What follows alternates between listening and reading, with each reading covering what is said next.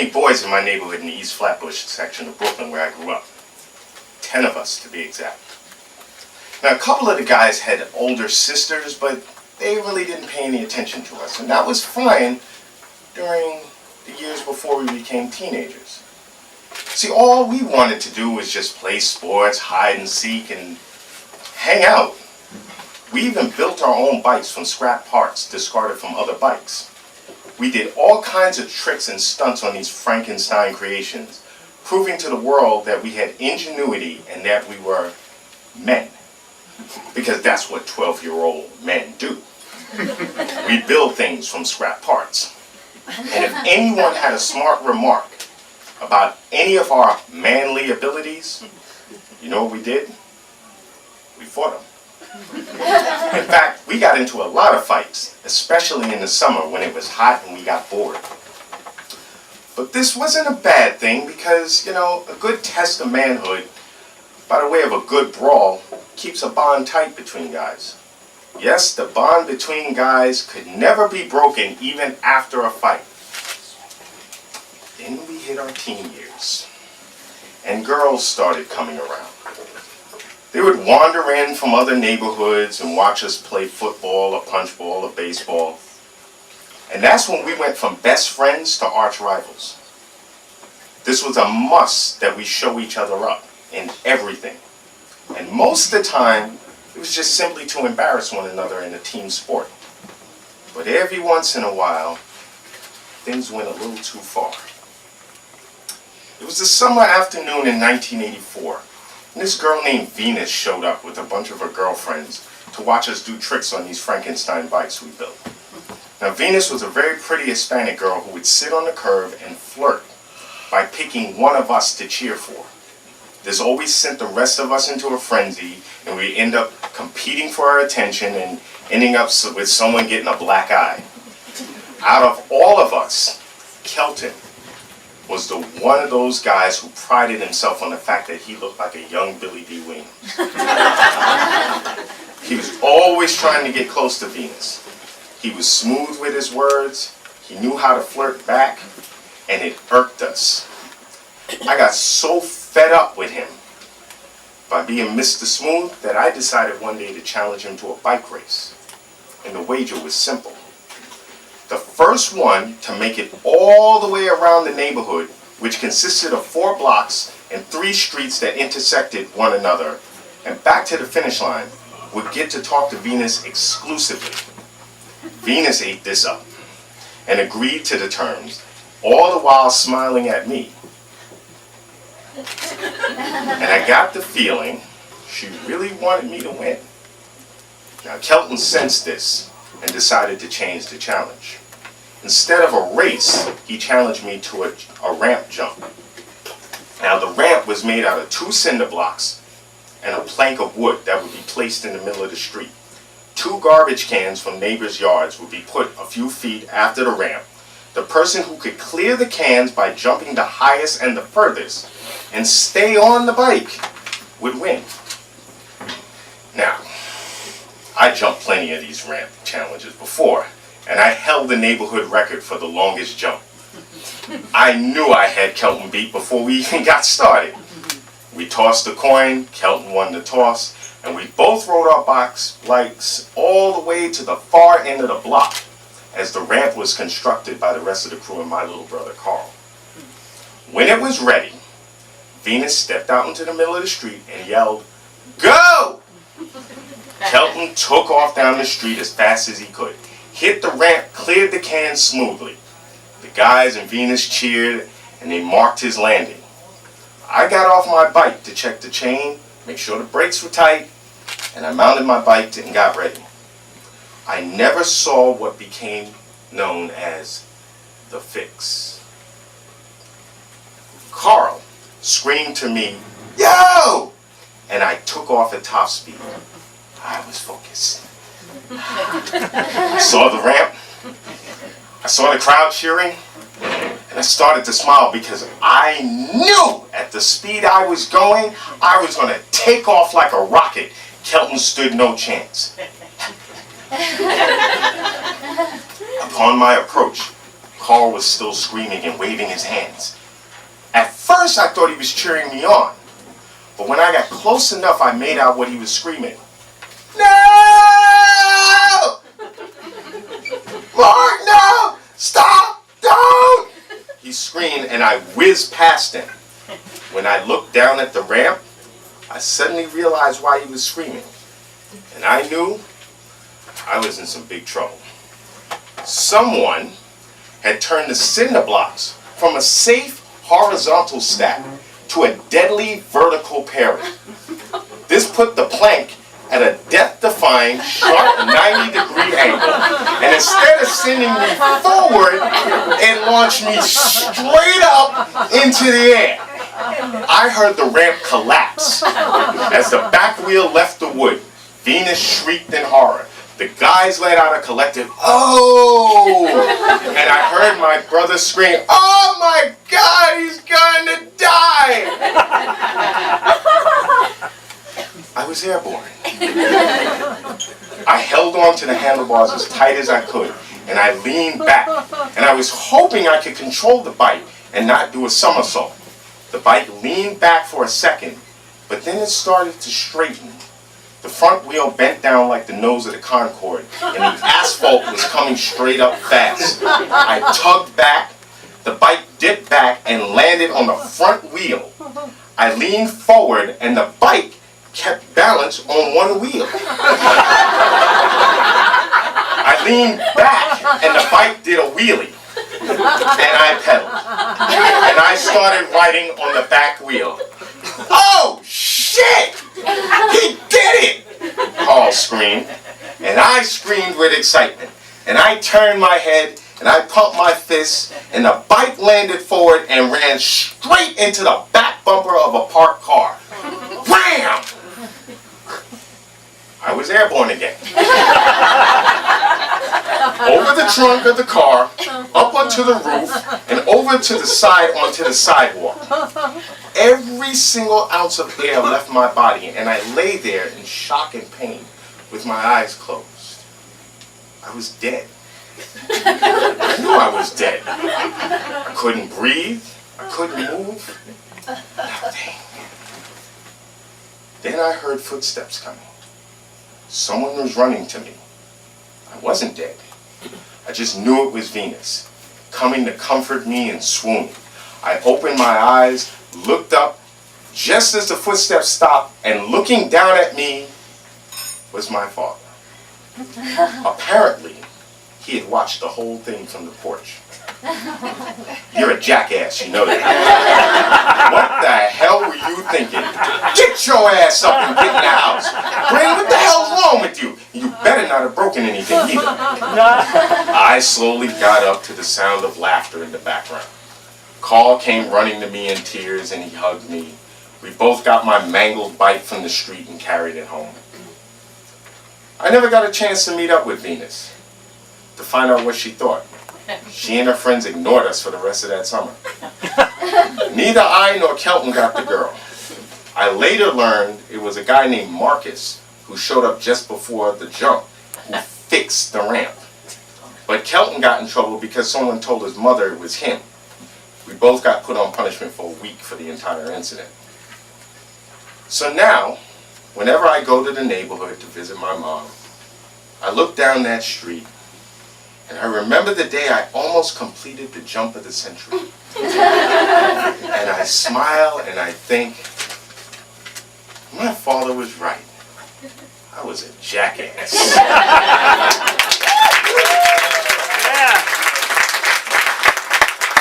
Marc Abbott.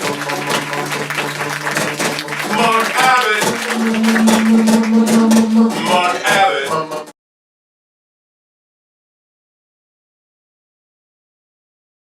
On record right now. Hey, welcome to Fingers to Fist Productions, right? And today, right, like I have a special guest, right? You know what I'm saying? Like, and I say, bro, it's the reason I'm in contact you, bro, because you're a special dude, yeah, bro. So, bro, could you please introduce yourself? You know, what I'm saying to the viewers, bro. Okay. Hey, everybody. My name is Marc Abbott. I am a horror author, writer, storyteller, anything that has to do with the macabre, that's my thing. Yeah, I'm just happy to be here, man. I'm just, But wait, bro, I'm happy. You know what I'm saying? I'm happy you're here, bro. You know what I'm yeah. saying? Mhm. So, bro, can you tell them, you know what I'm saying, a little bit about your backstory, like where you from?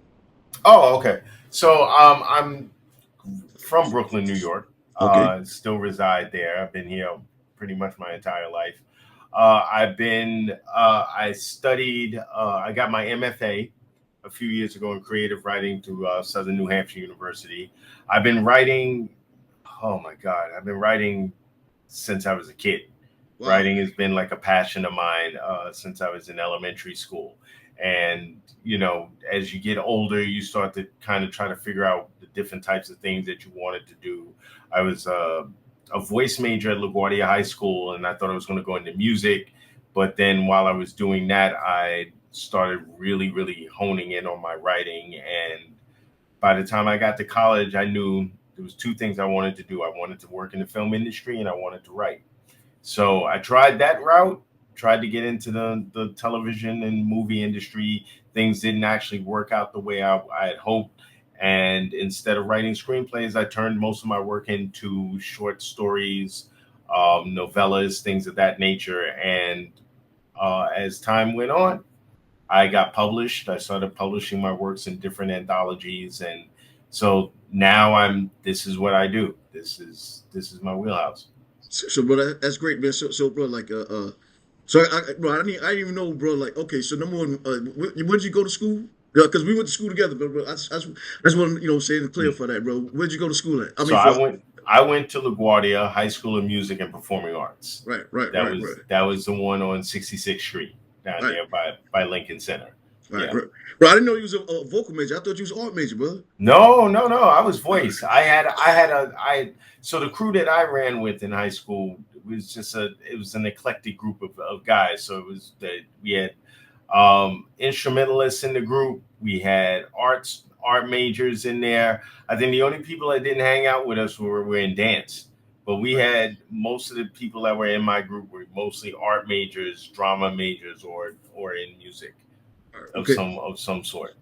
So, So, bro, you said you started writing when you was young, right? You mhm. know what I'm saying? Is So what made you become, you know, what I'm saying, become a singer? You know, I mean, what made you go into the field of singing before writing?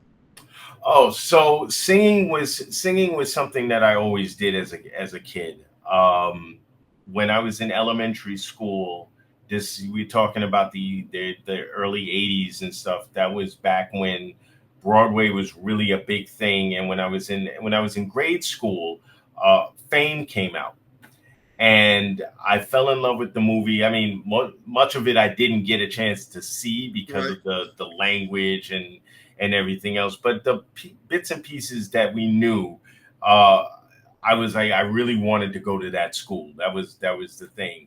So on a dare, a friend of mine, we were doing an elementary school version of Fame, Wow. and they had two. I was in the fifth grade, and the fifth graders, the fourth graders, they were putting the whole thing together, fifth and sixth grade, because back then the sixth grade was still part of elementary school. Right. And basically, what happened was our music teacher was having both classes, every class that came to her audition. So on a dare, a friend of mine said, "I dare you go up there and sing something." So I jumped up and I went and I sang. And she literally stopped playing the piano and stared at me. And she was like, "I had no idea you had that voice." And so I ended up singing almost half the songs in the performance because, my vocal talent was so strong. So as I got through elementary and then junior high school, and I still wanted, that was my one thing. That was the one high school I always wanted to go to. So when the auditions came up, I went in and I tried out. I got in because that audition process, if anybody knows, if people recall, it's not an easy process to get into. A lot of people went in singing pop songs of that era, and before they even got past the first verse, you could hear the teachers like, "Yep, goodbye." Almost it was almost like the American Idol before American Idol. It was like, don't even Right. bother finishing it. And at the time, I was taking piano lessons at the same time, and my piano teacher told me, she goes, "You're not singing any pop songs," because the teacher that I had in junior high school had given me some Stevie Wonder song, and she goes, "No." She goes, "I'm going to teach you this Italian aria, Mm, and you're going to sing that. That's going to get you into the school. That mm. other song is," she goes, you sing that, you're guaranteed not to get in, even as strong a voice as you have." So for weeks we practiced this aria over and over and over again, and that's what I used to get into the school. Oh, so And that's amazing, bro.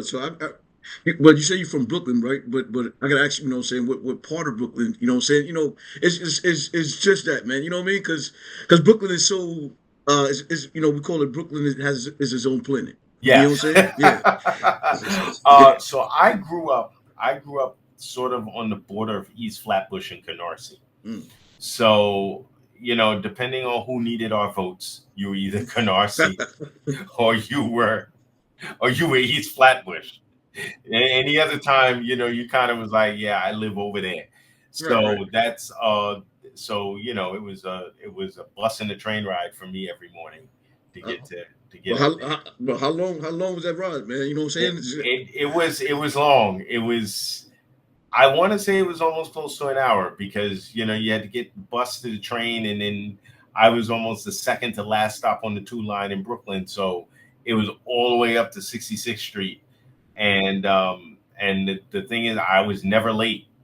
I was never late for Wow, see school. that's crazy. Oh, man, I give it to you, bro. They- Bro, I be running on black time sometimes. You know Yep. what I'm saying? Okay, I'm saying it's in my blood. You know what I'm saying? But Yeah, yeah, yeah, man. yeah. But you know what I mean. So, bro, what I really what I'm saying, like, now I want to know what was your first book. I'm not talking about the one published. I'm talking about the first piece of work that you did, and you was like, this is what I want. Mm. Oh, okay. So here's how this went. I I had written a screenplay, a very small screenplay, called Gamble of Faith, and I had written this shortly after my father passed. It was a story about God and the devil coming to visit this guy at a card game, and the premise, the idea stemmed from, if God walked into a room and said, "Say what you need to say to me," what would you say to him? Without any pretenses or anything else. If you lost someone very close to you, because much of the story stemmed from this idea that when my father passed, we were in the funeral home. There was a funeral next door, and this woman comes out and she's screaming. People overwhelmed with grief. Oh yeah. But what caught me was the fact that she goes, "Why would God do this?" And my question suddenly was like, well, why is it God is good all the time until he takes somebody from you? And then all of a sudden, it's the most heinous thing in the world. So what would you say to him if you had the chance? So it started out as a really small script. There was like 5 of us trying to shoot this thing in my house. And I just couldn't, it just wasn't gelling. So I went to see an independent play, and I spoke to one of the guys that was putting the show on, and I went back home and I rewrote the script to go on stage, and went through the motions, rented a theater, got some cast together, did the show. The show's got some momentum. Other people would come, they would see it, and they'd be like, you know what? I'm trying to do a fundraiser at my church. This would be a great show to show, because it's not preachy and we like the message and everything. So that's what we did. And at some point, someone asked me, they said, "You don't have a book version of this?" And so I was like, you know what? I never actually thought about writing a companion to the play. So I went, sat down, and I wrote this book, and I self published it.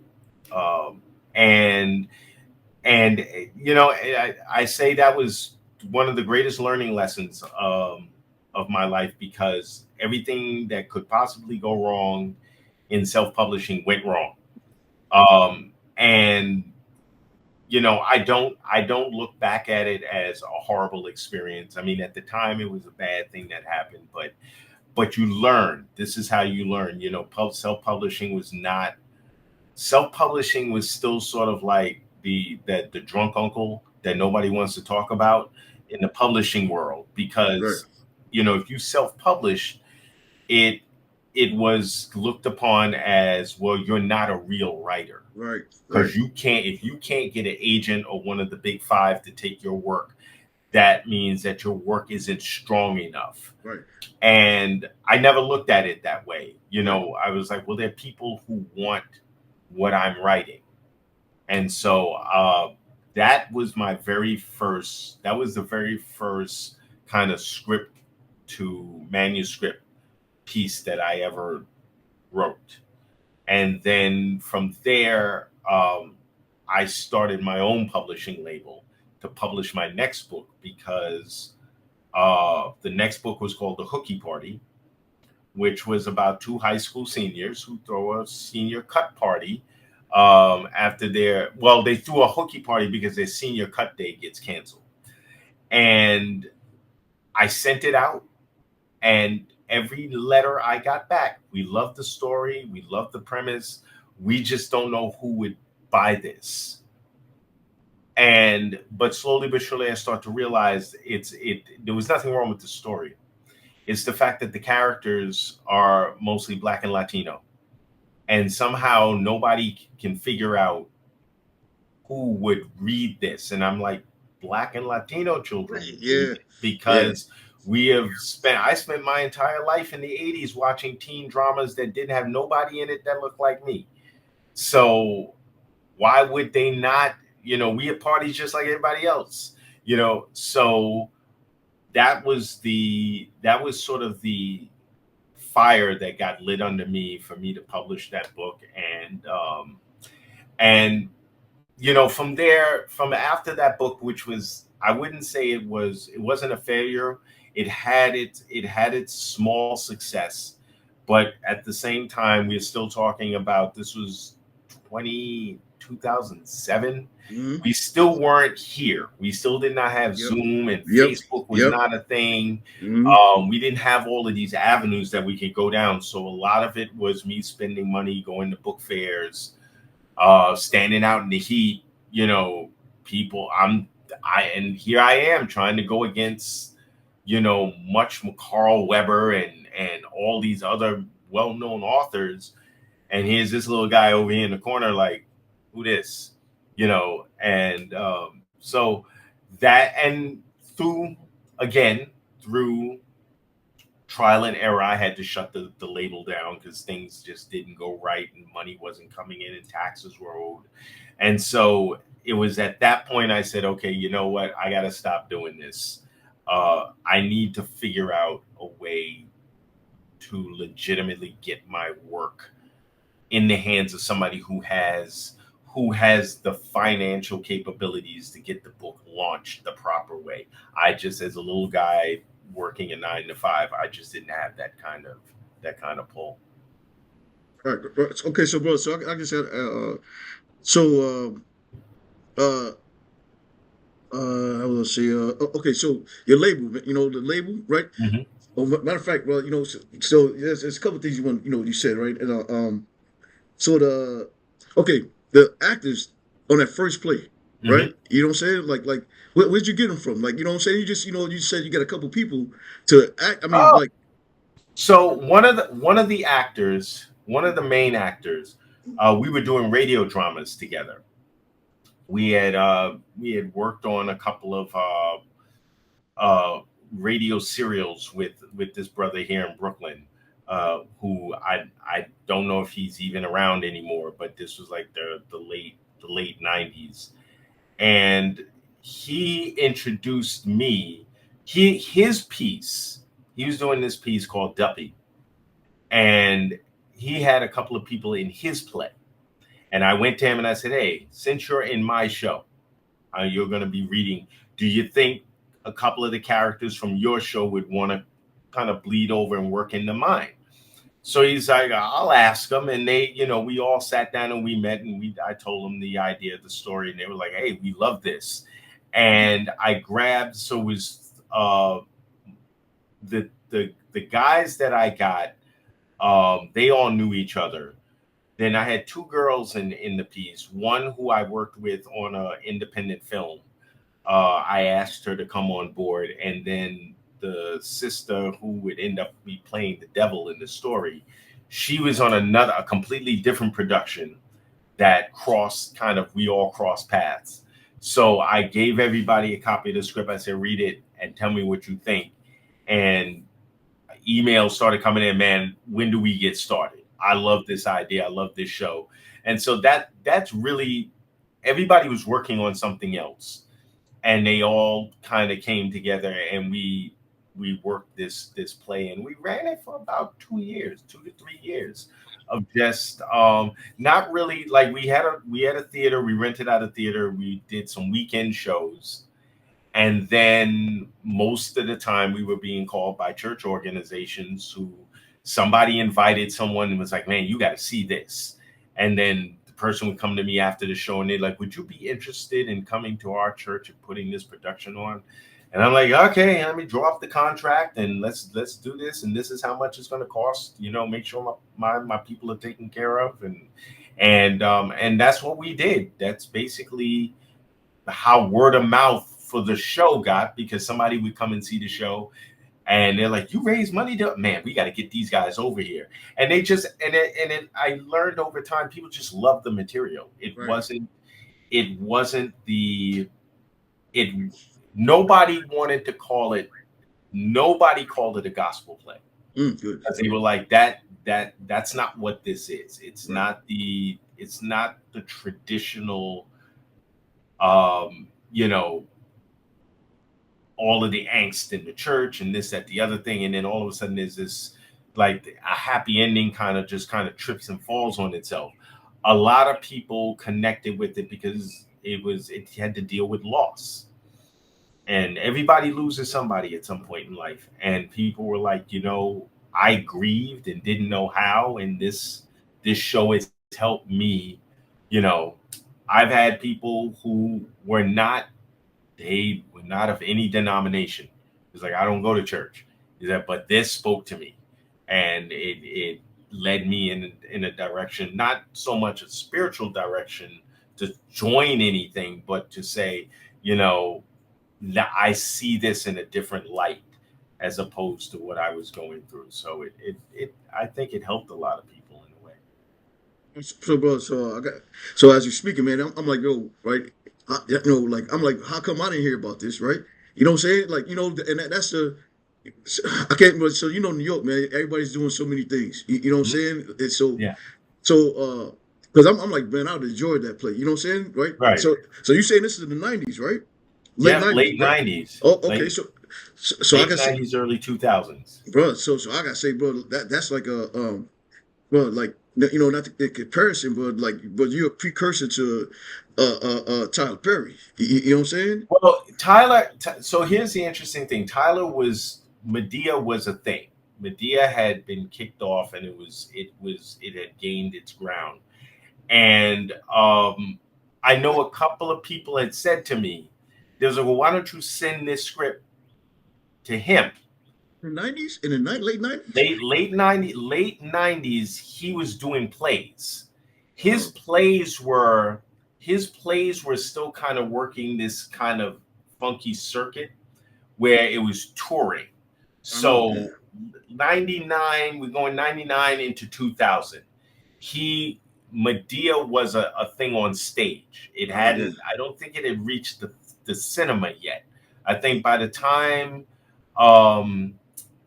Diary of a Mad Black Woman came out, we were coming to the tail end of what we were doing. Okay. But people had said to me, why didn't you send the script to Tyler Perry? And I said, if you watch what he does, And I mean, truth be known, I'm not a huge fan of his work. I respect the man for what he has been able to do. You cannot deny the hard work and the dedication. He and his audience and his people love what he does. We don't do the same thing. My show would have had to been severely altered for it to fit his his audience. Right, right, So right, right, right, even there may have been people within his audience who right, loved Tyler Perry's work, right. saw my show and was like, I love this, but was clearly they knew this isn't, these two aren't the same thing. So it would have been a little difficult for me because at that time I'm still young, I'm still doing my thing. Um, to have somebody come and say, let go of this so that we can do this with it. And because I even had people who did gospel plays and stuff come and they would say, oh, you should have like special effects and things like that. I was like, yeah, but that takes away from, that's not what the story's about. It's not really, the devil in the story does not make a grand entrance. It's extremely subtle. And I said, by the time any of you figured out what was going on, everything had already happened. And now you're catching up with going, oh my God, I didn't even know that's what was happening. And I said, that's, as opposed to, I think my work they would have told you exactly who this was in the beginning of the story. And you would have been just waiting for the twist and turn. And I think that would have, for me, that would have robbed the audience of following the story and getting more attached to the characters. Gotcha. So, bro, so did anybody catch it on film? Right? Did you, Somebody record. I had one person record it, Mhm. and then I don't know what they did to the tape, but they sent me the tape, and then halfway through the production, it cut off. So I don't really have, I don't, now that you say it, I'm thinking about it, I'm like, I did 2 plays. I did the Gamble of Faith, and then I did another one called 3 Years and a Couple, which was a completely different story altogether, which had to do with a young woman who was trying to decide whether she wanted to commit her life to her boyfriend or her friend with benefits. And these 3 individuals are on stage kind of explaining the relationship and how things were working. That was the one. I actually had a friend who had people who worked at the Amsterdam News, and they sent a critic out. And the critic, and how I did this play was that I would do the show, then after the show I would come out, I would greet the audience, and then we do a quick Q&A because I knew the audience had questions. And we had the critic came out and trashed the play. Wow. I mean, just she literally wrote in the review, this is likened to a Tyler Perry play. And she didn't mean that in a positive way. And my cast was upset. And I must have read this review about 2 or 3 or 4 times. And I was like, okay. So one night we finished the show, and I said to the audience, I said, I want to read you something. Because we had a packed house. Everybody was just, they were floored. And there was a section, so I read the review to pretty much the place is dead silent. Nobody's saying a word. So one of the things that the critic said was that she thought the show was unbelievable because the woman couldn't choose between the friend, the 2 men. And one woman yells out, I don't even know how to pick out a pair of shoes in the morning. Nevertheless, try to choose between 2 men. And the whole audience starts laughing. Oh, And yeah, someone asked me, they said, yeah. well, doesn't it hurt to get a review like that? And I said, well, look at this from two sides. We can look at this as a review and go, oh man, that's awful. I said, but you know what this review tells me? This show touched a nerve. Whatever that person, that reviewer was going through, something in this show struck a chord somewhere, and they were like, "Oh no!" and went to work on the whole thing. And I and people yeah, laughed, and I said, I look at it from that point of view right, because because oftentimes a bad review, yeah, bad performances, bad writing, yeah, that happens. But sometimes you look at it and even with me, with that particular show, I would go and leave from behind stage and plant myself among the audience. And I would watch people's reactions, particularly the guys, because somebody asked me, they said, well, why did you tell the story from the girls' point of view, not the men? I said, we've been down that road before. It's always the one guy with the two ladies. I said, I want the ladies to understand that sometimes these decisions that are made in relationships actually strike a, like, we're not cold. Like I said, I think a lot of times you guys don't think we have emotion, right, or we're just like, all right, whatever. She don't want to be with me, that's okay. But that guy goes home and that hurts. yeah, So I wanted you guys to see that from a different perspective rather than the traditional trope that we always know. And I look back at it with a fond memory because we had every performance we did at that show. I don't remember the audience walking out going, I wasted my time coming to see this little indie production. People walked away with like, wow, I really enjoyed that. That was just a lot of fun. So bro, where did you do most of these shows at? Like what theater? Like was it in Brooklyn or Manhattan or where? So much of my stuff was done. My first few shows were done at the Producers Club, which was down on 44th and I think 9th, I want to say. And the other one was done. The building is now gone. They tore down the building where I was doing. It was in a black box theater. I think they were called the Roy Arias theaters, but they were in a space on 43rd between 9th and 10th, and or 8th and 9th, one of those two. But it was right next door to the Salvation Army building that was down there. And last time I actually walked past it through that neighborhood recently. That particular set of stages, that building is now gone. They tore it down and put up apartment buildings. Yeah. So, but those were what I could afford. Right. So right. Went in there and get some friends together and somebody worked the lights and here's a couple of bucks out of the box office and that's basically we sold everybody in the cast and crew sold tickets and stuff for the show and stuff. So that's great, bro. And it really was word of mouth. I think by that point when we were doing Threes and a Couple, Facebook was up and running, so I was putting it out there, trying to get old classmates to be like, hey, I'm doing this show, and sometimes you see a familiar face. Somebody be like, hey, I was able to make it, and some folk, was like, I'm not gonna make it, but I'll pass the word on.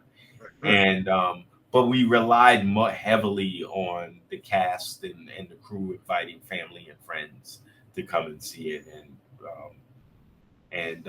we're never. I think I may have won one show with Gamble of Faith where maybe 6 people in the audience.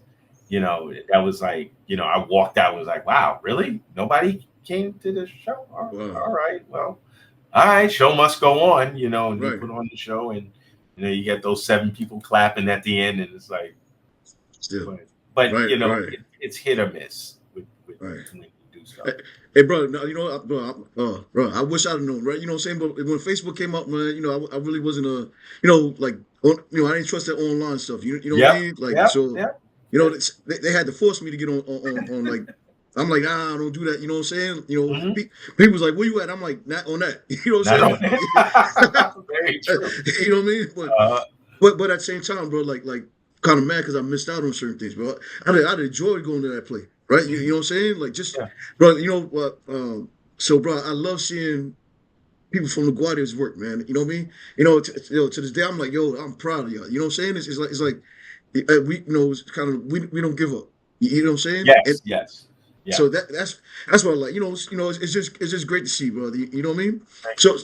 So, bro, so now I gotta ask you about like so the books, right? You know Mhm. what I'm saying? So, bro, you're a published author now, right? You Yes. know what I'm saying? And so the first one you self all right for self published, right?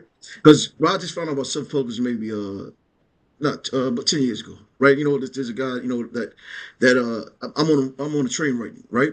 And he comes up to me, you know what I'm saying? He's like, yo, what are you doing? I'm like, I'm writing a book, right?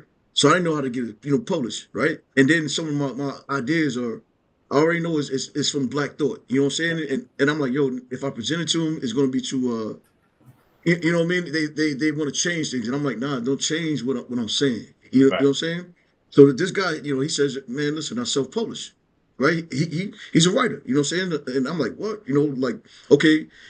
So now I'm asking him, like, what company you went to, right? He was like, nah, like, yo, I self-publish. I'm like, self-publish.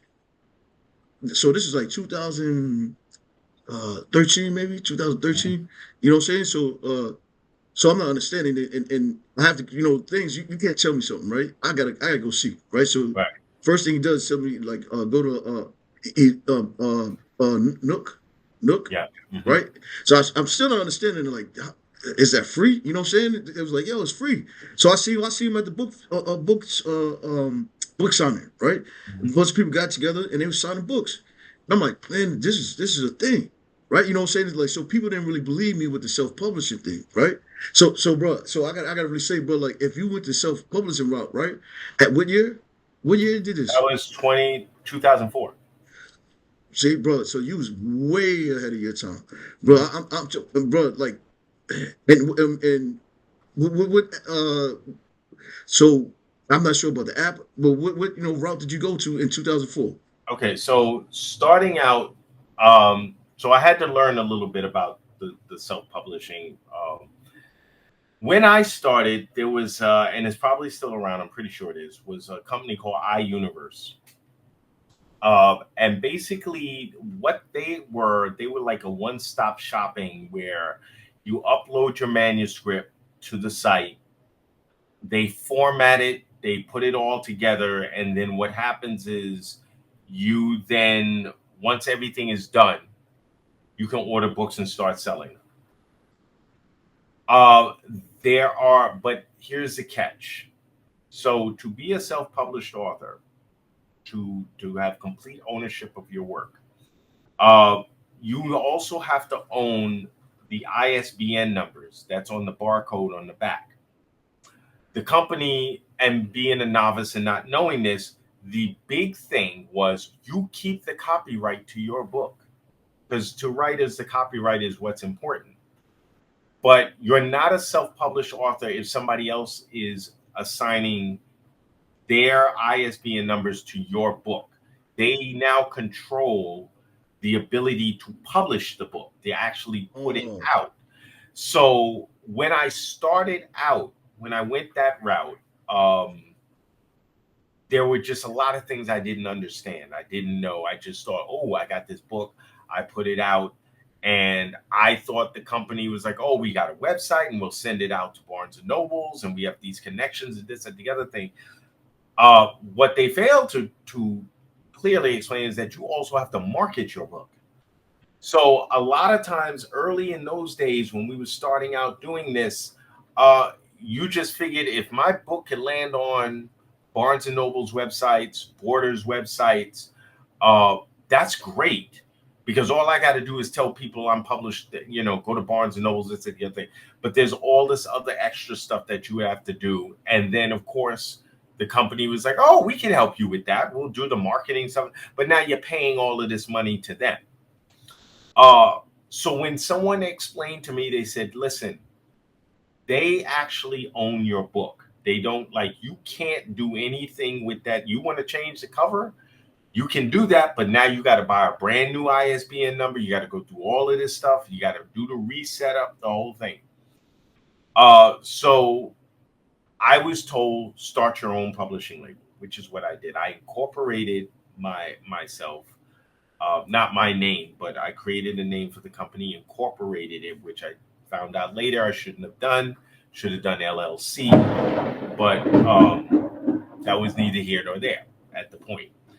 But I started my own label and I owned my own ISBN numbers, and but everything now there's no factory. So you have to be able to plug into the sites to get the book published. There used to be a time where I self-publish my books, and now I have to order 700 copies of these books, sent them to my house. Well, right then, as we were in that area, we were coming into print on demand, which is basically, how many books you need? 10? Print 10. Why do you got 600 books in your house and you're not selling 600 books? Right. So going to a traditional printer was no longer the thing. So with each phase that I went through, I learned a little bit more about how the self-publishing mechanism worked. So under my own label, I owned my own ISBNs. I could publish when and wherever I wanted. But then the problem still was getting to the masses, because again, the only people that know you're publishing are your family and your friends. And I don't want to be rude by saying this, but they don't have a stake in your work. So, I had people come up to me, hey man, I heard you publish a book. Yeah. Can I get a copy? Sure. It's $15. Oh, you charging me for the book? Not free. I'm like, I had to pay to get the book published. Right. I thought, what? You thought what? No, they're like, it's you got to buy the book. You got to buy the book. Right. And then it's like, okay, those are the things you had to deal with as a self-published author. And again, self-publishing, it's a business. The publishing end is a business. So even self-publishing means you're doing it alone. You might be able to find some people to kind of work with you and everything. But after a couple of years of just not being able to get things going and things kept getting more and more expensive, that's when I was finally at a point where I was like, you know what, I can't do this. I had a tax guy. He looked over my stuff. He goes, man, listen, just shut it down.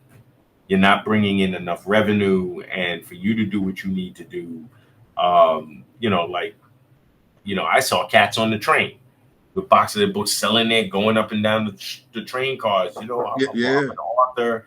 I'm publishing this thing and buy my books. So that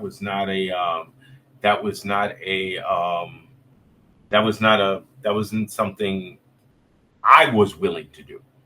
But I would go to the book fairs and stuff like that and pay to have a table and stuff. And then after a while, I was like, you know what? I need to figure out how to break into the actual, not me publishing, but somebody else grabbing my work and doing what needed to be done. So what would you say that company, right? What was the company that you iUniverse. iUniverse. Okay. Oh, okay. I got you. Russ, so in those book fairs, right? What are some authors you bumped into? You know what I'm saying? Here's an interesting thing. So a lot of the book fairs don't put you near. So for example, for the Harlem Book Fair, for example, take all the new authors. When you fill out their application, they're like, are you a self-published author? And you mark yes. They put all the self-published authors together. So you'd never be near like Sister's gone now, but if Toni Morrison was down the street, they're not putting you near her. They're putting you over here with all the people who are still struggling, trying to get their name out. They put all the known people together because that's where the people at the book fairs are going to gravitate to. That's the interest. Right. And so I was never near an actual, like a famed author. I was always any fair, the Brooklyn Book Fair, the Harlem Book Fair, any of those places I did, they had me either in a section that they believed I should be in. Um, Twice, I think twice the Harlem Book Fair put me someplace where I should not have been. Like it's like I have a young adult novel. They put me near children's books. I'm like, my book is not a children's book. Um, One year they put me as a self-published author, and then where we were stationed, nobody even knew we were there. Like all these authors are standing around in an empty street. We're like, where is all the traffic? And the traffic's on the other side of 125th Street Gotcha. Yes. because that's where all the action is. Right. And then, of course, as they gravitate down, they're like, wait, there are more books. And then, of course, this is when, at the time, I don't have any money. Oh, if I'd known about this, I would have bought one of your books, but I'm low on cash. I mean, the great thing now is that so I don't have any cash. That's not a problem. I take credit card, I take Venmo, I take now you start sticking Right. all these things all over your Right. table. Like you ain't Right. got no reason now. Right. If you really want the Right. book, you can Right. buy. I'm not a Right. high pressure salesman when I do these now. It's really I give my spiel. I tell you what the book's about. If you're interested, I give you the price. If you don't want to buy the book today, here's my card. There's my website. You can go and you can get it that way, or you can get it on Kindle. I give people options. And sometimes what I've discovered over time is that in doing that, the person will walk away, and 20 minutes later they'll come back like, I gotta get your book, man. I love the spiel. I love that. This just sounds like something I want, and I end up making a good sale. Um, Bro, I gotta say this, man. Listen, man, like 125th Street. But I used to be my stomping grounds, right? I mhm. never saw you out there selling no books, bro. You know what I'm I saying? was I Never, was never, never I was never, never bro. I think I did the Harlem Book Fair 2 years in a row. Oh, I bro. think after the second year, and I think the first year it was trial and error. It was my first book, but when the second year came, and it was literally like um, they had where my table was in the center of the street. They had a guy selling all of these like famed author books for like 2 for 10 and stuff like that. So I was getting no foot traffic. And I will never forget it. I went up the street. Um, I went up the street, just kind of had a couple of my friends mind my table. I said, just watch the table. I just want to take a walk. And I saw this one really disgruntled looking brother. And I went over to him. I said, hey, man. I said, I'm an author down the street. And he shook his head at me. He goes, they got me next to the guy selling soap and dashikis. He goes, how's anybody supposed to know that I'm out here selling books? And it was at that point I was like, you know what? I'm not coming back to this again, because it's a street fair. It's not you're taking. I just felt that those of us who had a passion for this work were being under we weren't being treated with the kind of, um, if I was one of the big guys, you wouldn't stick me somewhere idly. So I stopped going. I told folks, I was like, I just don't see the value in spending money for a table and then being put somewhere where nobody's going to see me. The Brooklyn Book Fair, however, the 2 or 3 years I went, uh, that that first year I went with the hooky party. We left there. We went in with 3 boxes worth of books, and I walked out of there with 3 copies left. I know, That bro. book flew off the table. Bro, Like every teenager that passed that table was like, I gotta have a copy of this.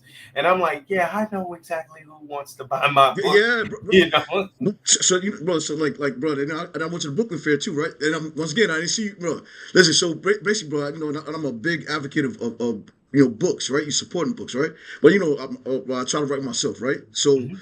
but the point is, what I'm saying, I'm like, yo, look, to me, it's like, bro, like these guys, and I'll say, so from I'm like a black person, is writing a book, right? You know what I'm saying? So to me, it's like a Donald Goins, right? Mm. You know what I'm saying? So I'm reading Donald Goins in the beginning, you know what I'm saying?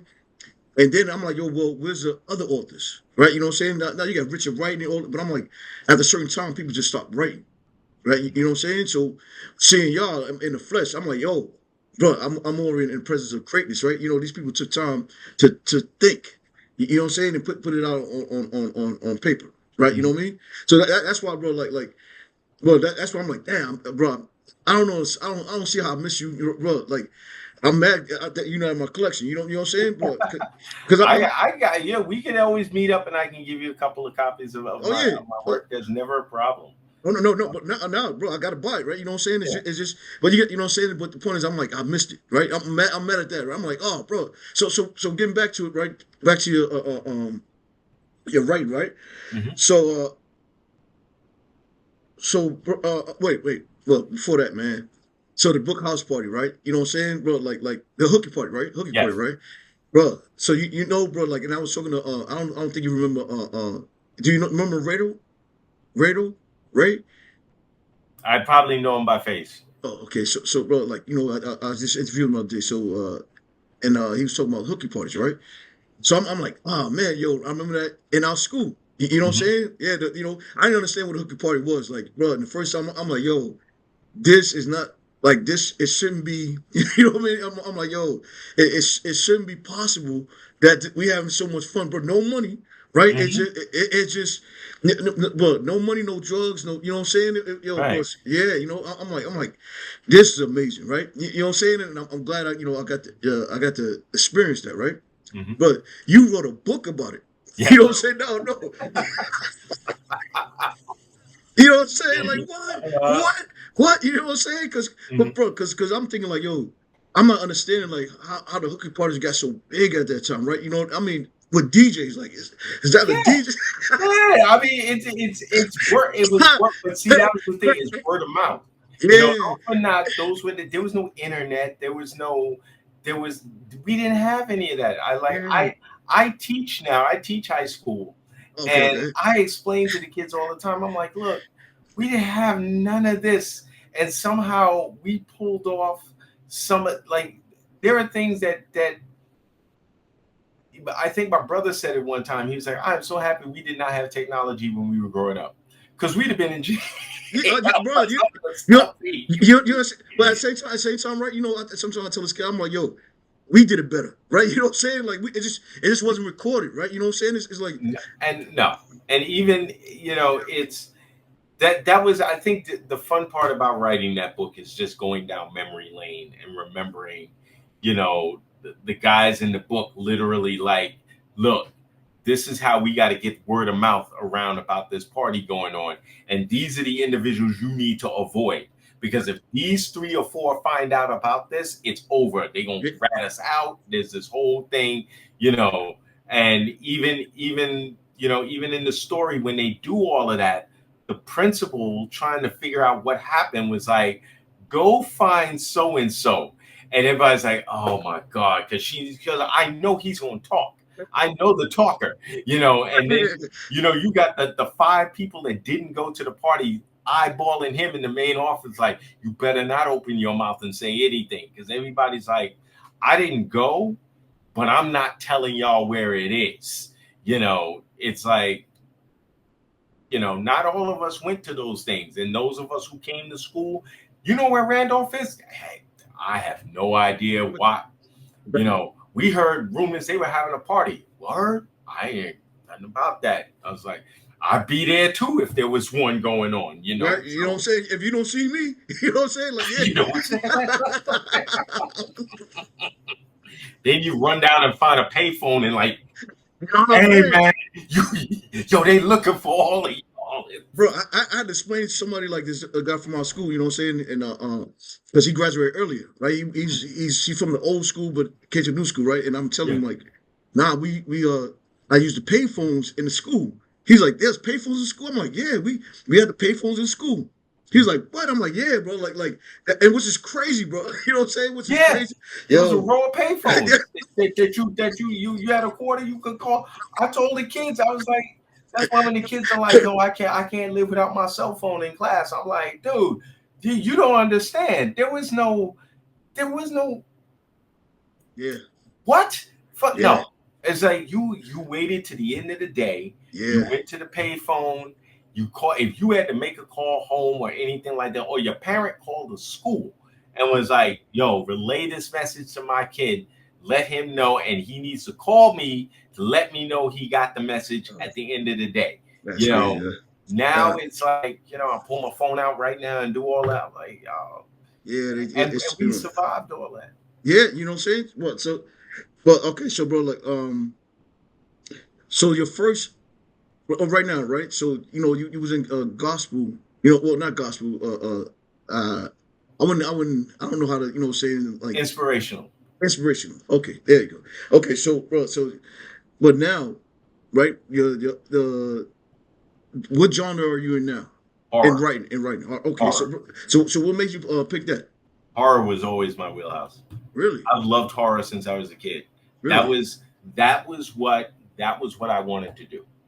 I had always wanted to write scary stories, and um, I had to go through other avenues before I could get to this one. Right. Uh, the other stories that I've written, I'm extremely proud of. I love all of them. There's not a piece of work that I've written that I'm just like, I should have never written that. But I had always, I almost want to say, I'm going to compare it to Jordan Peele in that Jordan Peele was doing comedy. He and Peele were doing comedy forever. Then he does Get Out, and he's like, this is what I've always wanted to do. He's Right. like, the comedy stuff, I'm good at that. Right. I'm good at, and I think the earlier work was sort of a testament to say, I can write. I am an author. I'm Mm. not. I'm not pigeonholed into doing one thing. I always said, like with Stephen King, people were like, Stephen King writes all this horror. I said, but he's written some really great narrative work Yeah. Yeah. that became really great movies. I used to joke with my mother because she said I hate Stephen King. I was like, yeah, but you love Stand By Me. Right. You Right. love The Right. Shawshank Redemption. Right. I'm Right. like, you love all of those things, but that's not Right. Stevie. Yes, it is. It is. Right. Right. So horror, I finally got an opportunity to step into the wheelhouse when the last book that I put together before I closed my publishing company was a collection of horror stories that I wrote, and it tanked. I think that what started my process of just being like, okay, I got to stop doing this because I ran out of money. I couldn't get a decent editor. The people who did edit the book didn't do it right, and the book just it was getting bad reviews on Amazon and everything. And I was like, I can't. Well, My name wait. is What was the name of the book, bro? What was the name of the the book? name of the Yeah. was called Anthology. It's an anthology, but I put the word horror in the middle of it. And I think it was like 10 stories that I had written, all were sort of an homage to the creature feature movies, pictures. I had dedicated the book to my dad, but there were things in there I just didn't realize there were mistakes. Right.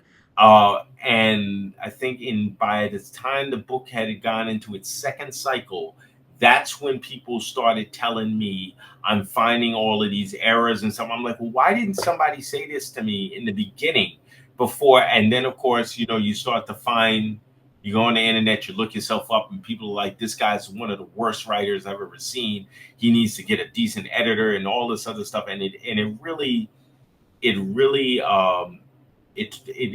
hurt me I to know, the bro. point where I backed away.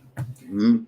And I was doing a panel discussion at a science fiction convention of all things. And the guy sitting next to me when we were done, he says, I'm interested in, because at this point I was just giving the book away. Like I would go to someone and be like, here, read this thing, tell me what you think. And he says to me, he goes, I'm part of the Horror Writers Association. I was like, the what? And he goes, the Horror Writers Association. I said, there's a writing association for horror people? And he said, yeah, you should come to one of our meetings and check it out. And so I went to the meeting, and pretty much the rest was history at that point. I got I found my tribe, as they say. And in joining them, I started to realize all of the things that I was doing wrong. I started finding people, writers, who were also editors, who would look at my work and go, this is what's wrong with what you're doing. This is what doesn't work. These are the errors that you're making.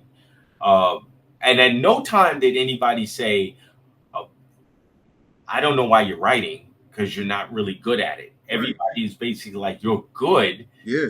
You just can you can be better. Right. Right. And so in doing that, I then, and here's the kicker was, one of my books, Hell at the Way Station, is a collaboration between myself and another horror writer named Stephen Van Patten. And Stephen and I met at a horror writers meeting where we literally were the only two Black people there. Like, up until that point, I didn't see anybody else, a person of color. And one night, where I'm sitting at one end of the table, we're all talking, and Stephen walks in, and I'm sort of like, wait, there's another brother in here? And he saw me, and he said the same thing went through his head. He was like, wait, we got a brother. So we literally started at, basically, it was, it starts with the nod as, what's up?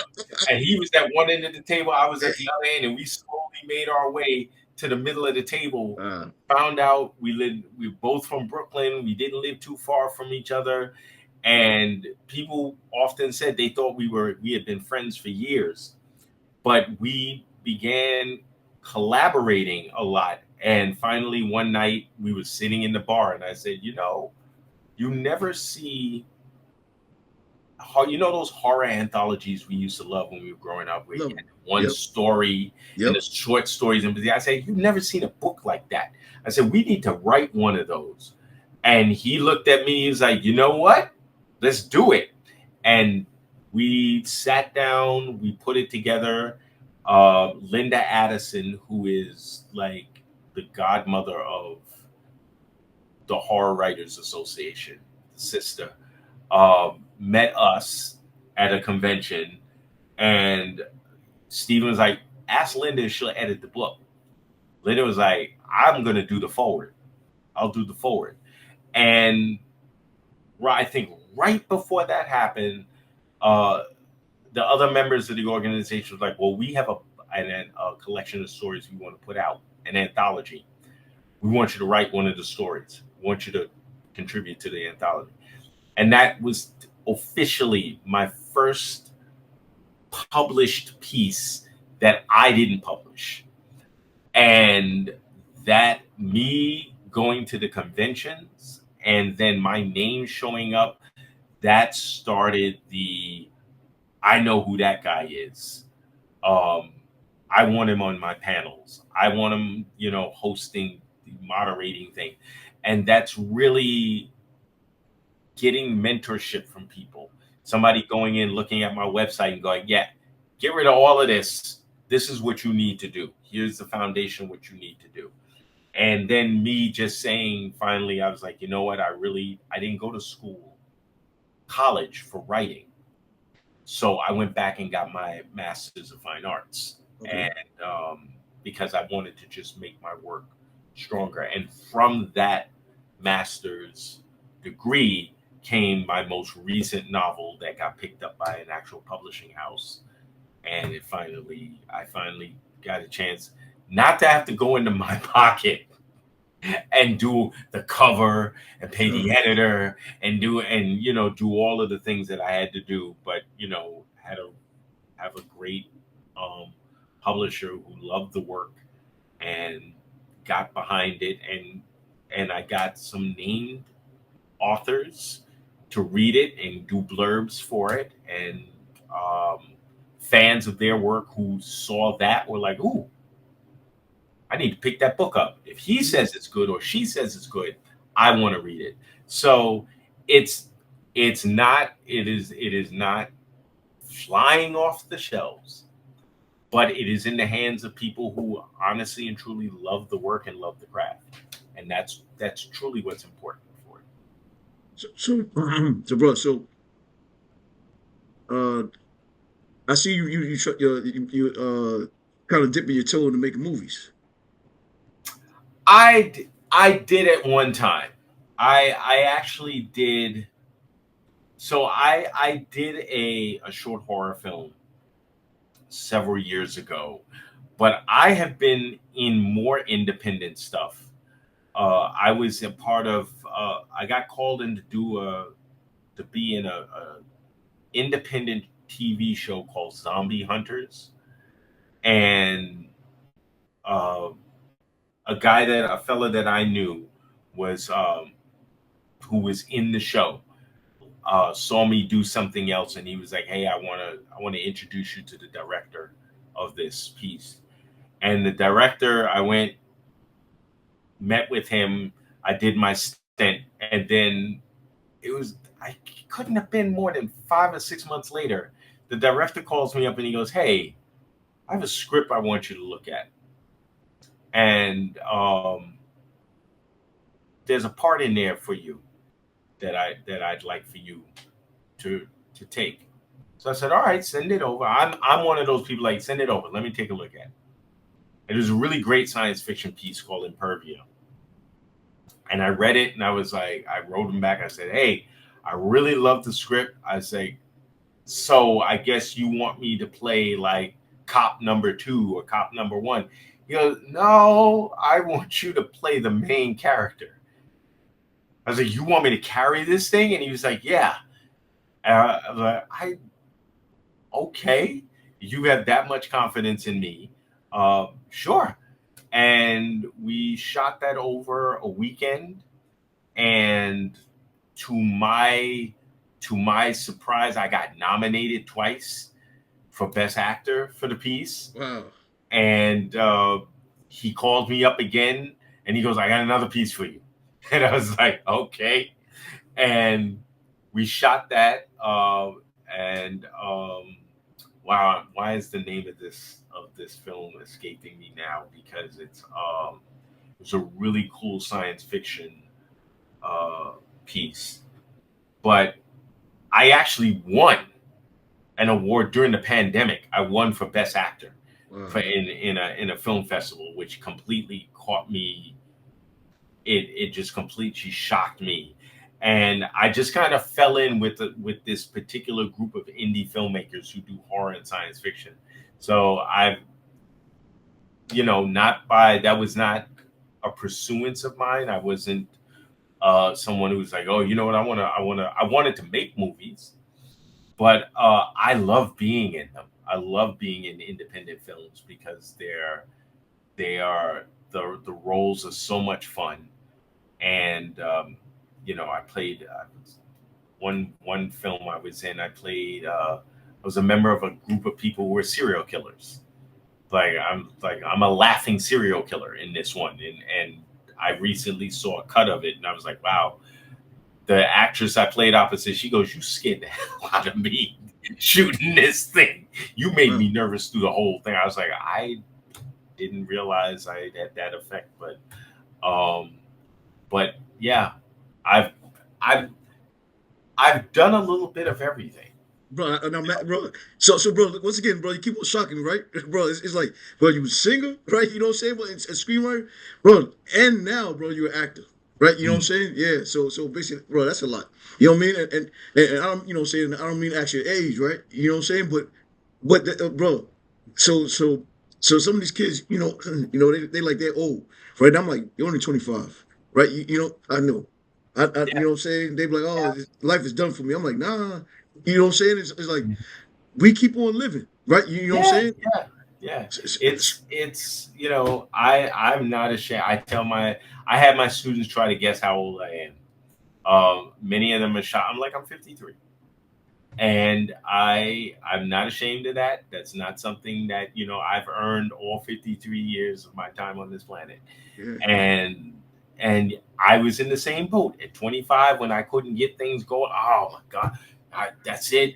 My career's done. I'm never gonna get and everything kind of leads up to these different points. Just I don't know if I was always a believer of the ideology that that everything guides you to you're supposed to be where you are at the moment that you're there, and I was meant to self-publish. I was meant to fail. I tell people all the time, I look back at that failure, and that failure led me to make the decisions I needed to make in order. I'm glad. I wish it had succeeded. I really do. Um, but there were things that were just not available to me. As you pointed out, I was doing things before other people were doing them. And so I made a lot of those mistakes, which is one of the reasons why I went into teaching, because I told a lot of the kids, um, I was like, a lot of you are writers and you don't know it. There were, I was lucky enough to have a teacher in high school, a couple of teachers who saw my potential as a writer and got behind me and pushed me. And I said, and a lot of times, the outside world looking at, particularly when you're going to be an artist or any of these things, the outside world um, doesn't look at it as work. You often hear people go, "Oh, well, that's your hobby." Like, writing is not a hobby. The hobby, writing is work. Yeah. When people say, "Oh," um, recently, a case in point, recently I was at Legoland, and I was talking to one of the master builders, and I said, "I wonder what this conversation would have been if you told your parents I'm Yeah. gonna go build Lego sets for the rest of my life." I'm like, and the guy laughed because I was like, that would have been like, "Look, you're gonna get a real job, all right, and you can tinker around with that stuff, but artistry is work. Yeah. It Yeah. it Yeah. is a lot of work for all of those. Every time we go to the movies, and oh man, I wish I was an actor, but then you read things like guys who are in action movies, like, I was laid up in the hospital for 6 months with a Yeah. broken back Yeah. because I did this stunt and fell wrong, and or I got this one role and I thought it was going to be the role of my lifetime, and it everybody's journey to where they go. People are going to look at, I get people now who read my work and they're just in awe, and I'm like, yeah, but it took a lot of, this one book took me this one book now Oh, that is out, has taken me over 10 years to get it to the point of where it needed to be. And that's not every book that I'm going to work right. on, not Right. every story that I'm going to work on. But you learn through process and error, Right. the struggle of doing what you love.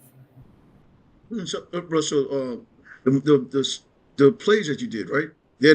So you ever thought about revisiting, like just doing it again? I have.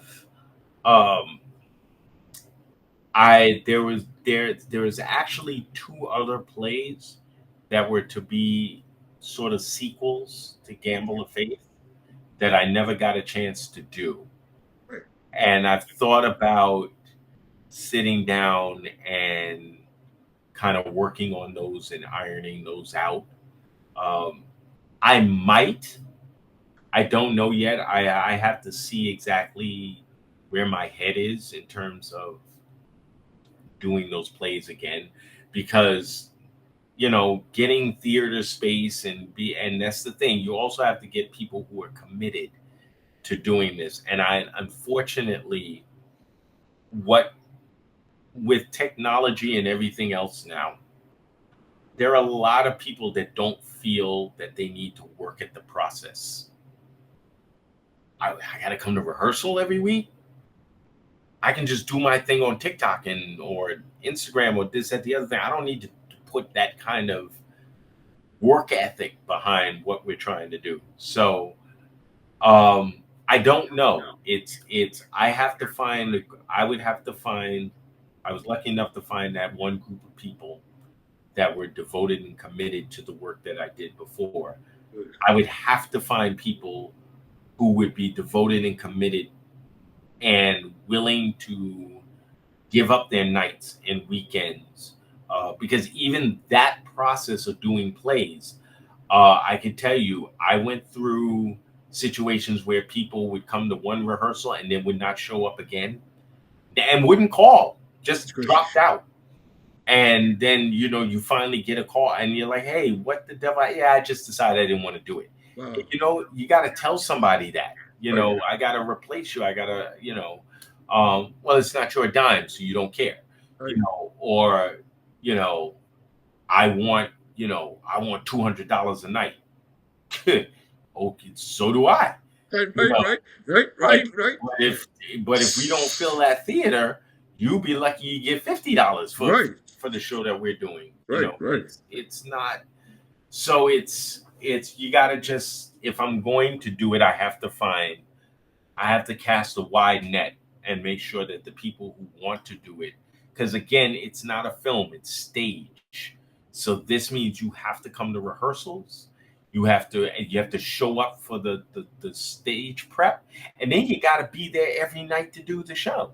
Right. So are you willing to commit that kind of time to doing it? And of course, because you a lot of people are in unions. There are union restrictions. I can't, if I'm an independent producer, director doing a show and and I got a good friend who's like, man, I want to do this show, but I'm in SAG-AFTRA.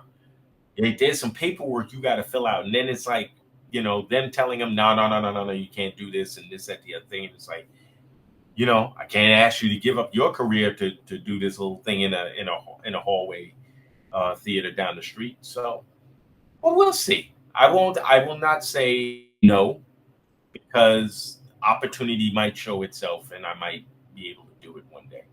Good. Good, man. I'm hoping you do it, man. Because, bro, like I would like to see that work, bro. You know what I'm saying? Like, honestly, man. I'm that. That just for me. I'm like, yo, I wish other people got to see it too. You know what I'm saying? So we're all like, ah, man. That's some good stuff. Like, a revisit to something good. You know what I'm saying? And only seen by a few. You know Hmm. what I mean? Yeah. But so bro, so you're in the horror, right? So, bro, who would you say, saying like well, so for me, right? Uh, I got to really see like, I used to watch what's it called, Twilight Zone. Hmm. So it's not really till I got older did I really understand like the stories, right? You know what I mean? So like now I'm watching the number nine, inside number nine. You ever watch that? So they What's it got black called? inside number nine. It's cancer, some British stuff, and No, I don't think I ever saw Inside Number Nine. yeah. So they got the Black Mirror and all the stuff, right? I love Black Mirror. So this was like these guys are too. I know this thing, but so the point is, right? I used to love those stories, right? It's like what if, right? To me, it's like a comic book, Yeah. right? You know what I'm saying? So remember they had the what ifs. You know what I Yes. mean? Hmm. So basically, I'm glad they did that the whole series on Netflix with the what ifs, right? But Hmm. so to me, it's like that's I love that. I like what I'm saying. I love those authors that be like like what if a soul could go, and I forgot whose story this was, right? But I should love the story, right? The soul died, right, and went into a cloth, right? It Hmm. go in the cloth, right? So it could kill you. You know what I'm saying? It was like what if, right? All right. So who would you who what story, what horror story, right? Really, what I'm saying, got your attention. Oh, that's a hard one to. Wow, that's actually difficult because oh,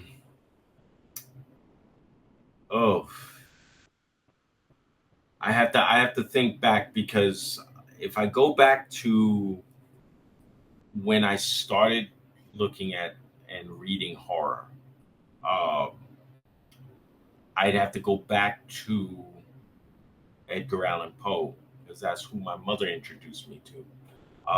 The Black Cat, which was a terrifying story to me when I was growing up. Over the years, it is varied. I mean, Clive Barker had the Midnight Meat Train, which got to me. We had I can't even get into Stephen King, because there's Yeah. so many. There's Yep. so many Yeah. that you just kind of like, wow, that was messed up. Yeah. Yeah. Richard Matheson's Duel, and the one that became the famous Twilight Zone episode, Nightmare at 30,000 Feet, with the gremlin on the Yeah. plane. Yeah. Right. That was always, that one got me. So it is varied. I grew up in the '80s with the slasher flicks and the horror movies and the things that push the boundaries as far as they could possibly go. So I mean, Friday the 13th was my favorite horror film growing up. As an adult, as I got older, Psycho replaced that as my number one, because every time I watch Psycho, I find something new. There's always some little nuance about that story that terrifies me. Uh, but I would go with I would say that's pretty much where it much of my reading, Stephen, Clive, Saul, a lot of those authors, Skip Inspector, who were doing splatterpunk when I was a teenager. Those writers were the ones that really got to me. And then now I have now I have like Victor Laval, the brother out of Queens, who writes some really great work. Gambito Iglesias, Mm. Cynthia Paleo out of Chicago. Um, even though he is my my writing buddy, Stephen Van Patten has written some amazing work. That he wrote one horror story about what would have happened. Ironically, what would have happened if Donald Trump became president again. And the story was actually, it was so terrifying that I told him I don't think I could go back and read it again, because it was just too. It dealt with a kid where New York was now broken up into sections, and you couldn't go as a person of color. There were certain sections you couldn't go into. This kid witnesses a murder, and he's trying to get out of this particular section in Brooklyn to the safe section of Brooklyn. Mm. And I told him, I said, I didn't sleep for 2 days after reading that Wow. thing. See, I want to read that, So, brother. See, so, and we have there's a magazine called Soul Scream, which he and I have worked in. That um, there's a new one coming out. I think it's out already, but that story that I just told you is in Soul Scream. He re-released it, and I wrote another story in there as well. So you know, okay. So, brother, how do I so how do I get that magazine? How do we get the magazine? you can go through Amazon and just type in Soul Scream, and it'll pop right up. Uh, we usually, once I get a copy of the book, which I need to do that sooner than later. Once I get the link, I normally go to my website, and I post it up there. My website is who is marclabbott.com. And that website, I built that website up from scratch, and everything is there, from the small videos that I've been in, small films, to samples of my work. And anytime I come out with something, I do a big announcement. I put it up so people can click the link and get the books the best way that they can possibly get it. Oh, it's great.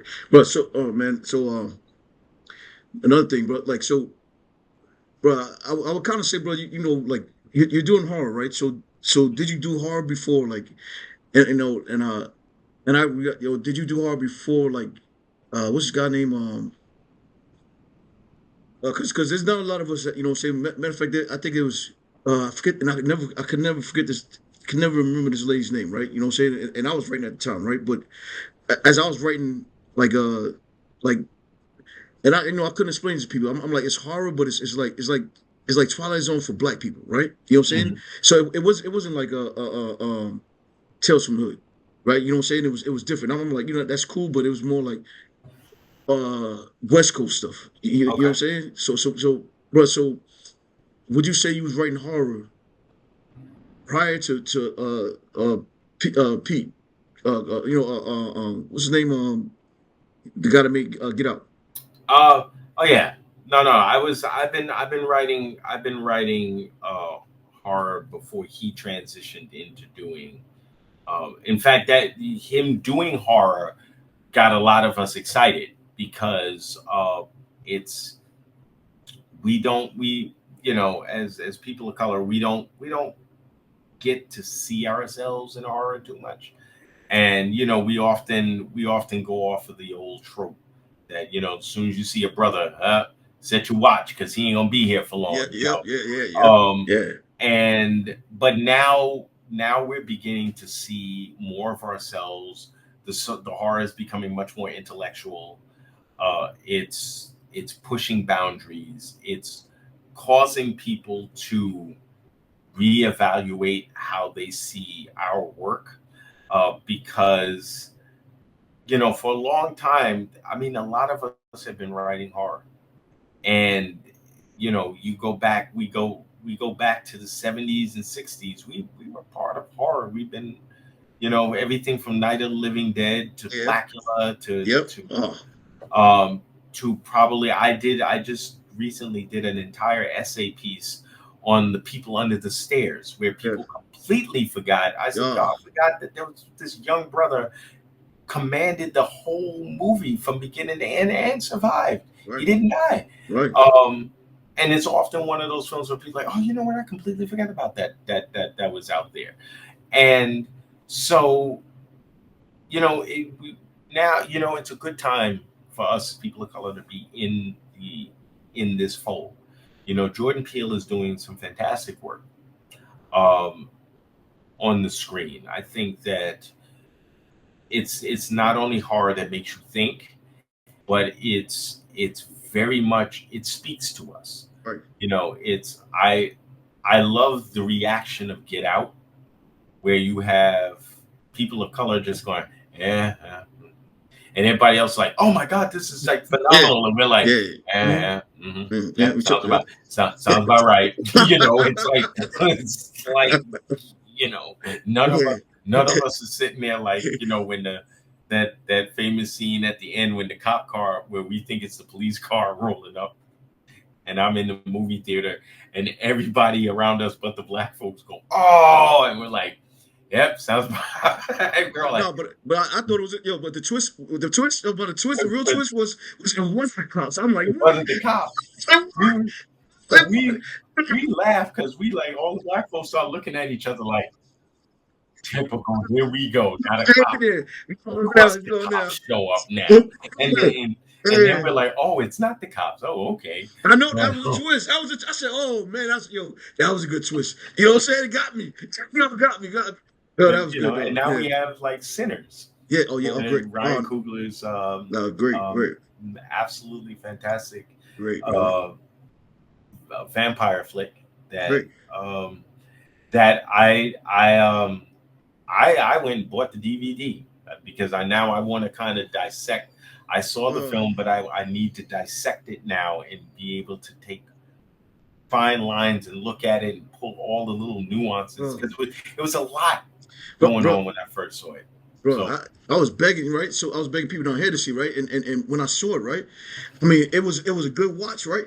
It was so good that basically it was like I enjoyed everything, right? So I kind of say like for me, in my opinion, I'm like, yo, bro, that was like a real, it's a real, how much I gotta say. So I'm like, that was a real nigga story, right? You know what I'm saying? mhm. I'm like from the beginning to the end, right? You know what I'm saying? If like it hit and it was smart, right?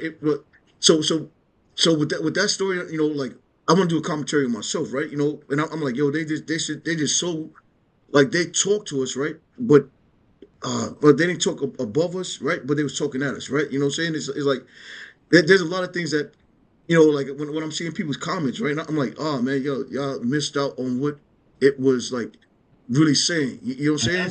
Mhm. Mhm. So to me, right before this one, right? Well, like and I was just well, you know, I was just talking about and this is one person that people forget about, like that made a horror movie, right? Eddie Mhm. Murphy. Eddie Murphy. Yeah, No, that the vampire, vampire bro. from Brooklyn. No, they don't give that enough credit, right? You know what I'm Mhm. saying? But so then there's another somebody else that made a weird movie. It's sorry to talk, sorry brother. Did you see that one? Sorry brothers, sorry thing. But it's about this uh these phone these guys. You know, saying they talk on the phone. They Oh, the telecommunications, yeah. telemarketers. Yeah. So Danny Glover's in it, right? You know what I'm saying? Mhm. So the guy has to use his white voice to get, you know what I'm saying? Oh, yeah, yeah, yeah. No, Okay. did you see I it? didn't see it. I didn't see Bro, it. no, bro. So bro, yo, if bro, it literally like bro, like it turned the term workhorses into people. You know what I'm saying? So that one, Yeah. I'm like, yo, that, to me, like this guy's, he actually was like, nah, bro, I'm gonna do something, you know what I'm saying, out of pocket, bro. It was great, right? And then and they called Tyrone, right? So I'm really liking these things. I'm like, yo, thank you, right? Because you know I do some writing like that too, right? Yeah. But there's not a lot of you know, if I tell my idea, right, people are like, nah, that's crazy, and I'm like, is it? Because it's possible. They like, no, that's too, you know. So I don't get those minds, those collective minds. They can be like, it's possible, right? You know what I'm saying? I say, and to that, I would say, write what you love, man. Right. Write it. Uh, Writers write for two things. Write it first. You're writing for yourself. You're getting that story out. You're getting it on paper. If you type it out, that's the best way to do it. And not worry. Don't worry too much about what the outside forces are going to say or think, because what tends to happen is that your story may be the story everybody's been waiting for, and you know that happens. You're like, man, I don't think people are going to get, but there's somebody out there that's going to read that and go, i've been waiting for I've been waiting for this for a while. You mentioned they about Tyrone. There's a scene in that movie that disturbed me. Like, I didn't find it, like, I know a lot of people watching, they thought it was, I didn't find it funny. But there's a scene in there with the chicken, where everybody starts laughing, and he starts to, and I told people, I said, you know why I couldn't find that funny? Because when I was in college, there was a conspiracy theory going around that they put chemicals in the food to make black people like do and act a certain way. And I said, when I saw that, it was a trigger, you know, Okay. Yep. and it's Yeah. and it's and it's Yeah. and that starts a whole nother conversation with people going, I didn't even know that that was a thing. You see, but Let's talk about it. but Let's yes. See, but that's what I like. I like that. You know, the fun point is like, you know, I like the fact that like, it's to me it's like hey, you know, let's not act like it's not there, right? You know Mhm. what I'm saying? It's like, you know, like, you know, we go to like to me, everybody just wants to go to work and go home, right? Right. The normal life. I'm like, listen, there's got to be some change, and basically like, you don't, you know what I'm saying, and not to say you got to know everything, right? Hmm. But yeah, you know, but you ever seen the Matrix, right? When the guy's talking like Neo's talking to the guy from the it was the last one. And the guy had explained like, nah, like Yes. Yeah. Yeah. The these architect. machines. No, not the architect. The one that ran he was on the council.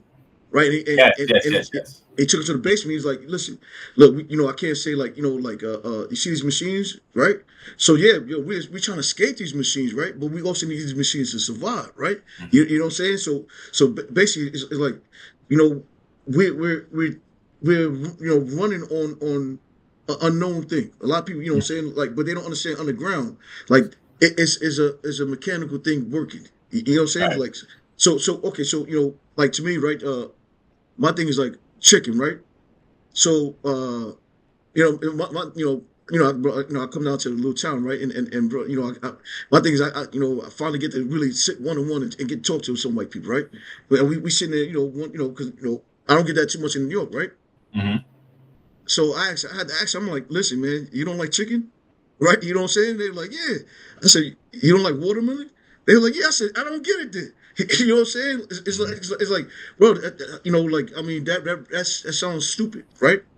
So, but now it's like, yo, but don't mess with my chicken. You know what I'm saying? You got Right. KFC. So KFC, bro. I stopped letting my kids eat that a long time ago. They was mad at me, right? And I'm like, nah, it's not real chicken. You can taste it, right? You know what I'm saying? It's like I won't allow you to you know to indulge in something that's gonna self destruction. You know what I mean? It's more food for the soul.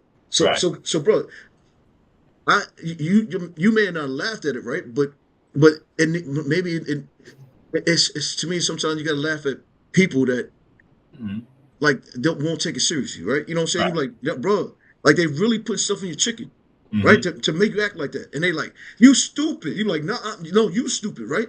This is making you act like that, right? They like, it's good. And you're like, oh, I know it's all times what's good, what tastes good is not good for you. You know what I'm Right. saying? Yeah. So yeah. Bro, so okay, I got so bro, you won a award, right? For writing, right? How did that feel?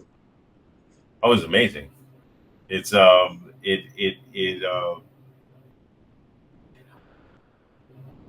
it's hard to put into words because it was a surprise. But it's an amazing feeling to be acknowledged for the work that you do. It's a lot of that. Like I don't say I do them for to win awards because I'm not really. I don't really put my work in a lot of award settings. Awards are really good. They do help in their own special way, but I didn't go into it to win anything. So the night that Steven and I won, it was a complete and utter shock. I was literally sitting there like, okay, they done named everybody. I don't expect to hear my name, and then boom, then not once but twice. And so it was sort of like, wow, that is hopefully I'll win something else for some of the other work that I've done. But that was an amazing feeling. It really was. Bro, it's crazy because is there a writing school? You like so you got we got the performing arts school, right? But there's not a writing school, right? You know what I'm saying? They Like, have workshops. I don't know of a school. Like, I mean, I got an MFA in creative writing, but that's a course. That's a master's degree course. But there are a lot of um, like Gotham City writers here in New York that people you take courses. You're not getting a degree or anything, but it can help sharpen and help you with the writing that you're trying to do. But I don't know of any like I don't know of like this is a writing school. You know, if there was one, I'd be happy to go work there so that I could kind of give back some of the knowledge that I have. But there are a ton of organizations and workshops and stuff that people can take if they want to become writers. so that bro, bro, where can people right see your work at or like contact you, right? Okay, so right through the website, it's www.whoismarklabbott.com. That's the most direct place that you'll find everything. It's all there. I've got menus. You're looking for anything that I've done. the work is there, and it's open to anybody who wants to take a look at it. And my email address is on there as well. So if they want to contact me either through there or through Facebook, I'm mostly on Facebook, Instagram, and Blue Sky. I'm not on Twitter anymore because that just went to hell in a handbasket too quickly. But if people want to get in touch with me and they want to talk about my work or any of that, and in the fall, I actually do workshops with the Center for Fiction, which is here in Brooklyn. It's more of a. It's actually it is a sort of like a reading session. So the last few sessions we did were horror stories based in New York, and we read the novels of horror stories that many people have seen in movies, or gives you the option. Most people who've joined the groups to read the work have been like, I've always wanted to read this but never got around to it, or I didn't even know that was a book. And and so those are No, bro, nah, bro. That's, to me, that's great, bro. Listen, man, bro, I want to, what I'm saying, go there and bro, I want to hear it and I want to participate, right? That's a dream, right, bro? You live in a dream. Live in my dream, bro. You know what I mean? So, look, bro, so, bro, like I gotta ask you, right? You know what I mean? Like, so your books, right? Are any of them on audio? No, not yet. Not yet. Not yet. I'll leave it there because that's a wheelhouse that we are in conversations about doing next. Bro. So I'm not, I'm not gonna lie, man. So, bro, I would love to hear, right, your books on a podcast. You know what I'm saying? So the way y'all talk, I'm like, man, bro, like, even though I'm a reader too, but it's actually, bro, like, so you're saying you're an actor also, right, bro? The acting and the book, the audio on the audio, bro, it's killing. You know what I'm saying? Mhm. So, bro, listen. So, bro, I'm about to end this, right? But can you, like, anybody, saying, like, what would you say to anybody that's pursuing it, pursuing the field of writing, or maybe, want to listen to, well, will have the interest in being an author or actor, right? What would your advice be? Ah, okay. So best advice that I could give is, and it's going to sound kind of hokey, but uh, you have to keep at it.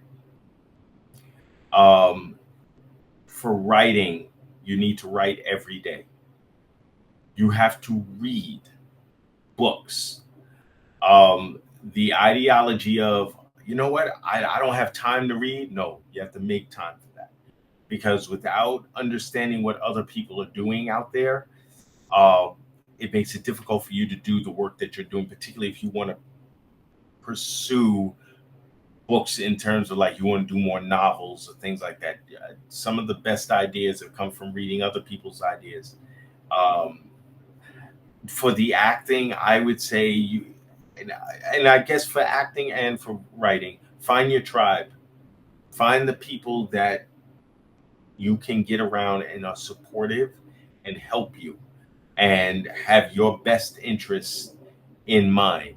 Uh, One thing I have learned: you cannot do this alone. Too many, particularly as writers, we often like, what, I have to do this by myself. You can't, because you're going to need other writers and other readers to help you Right, and right, take and accept that help. right. Like, don't look at not everybody's actually going to help you. Not everybody.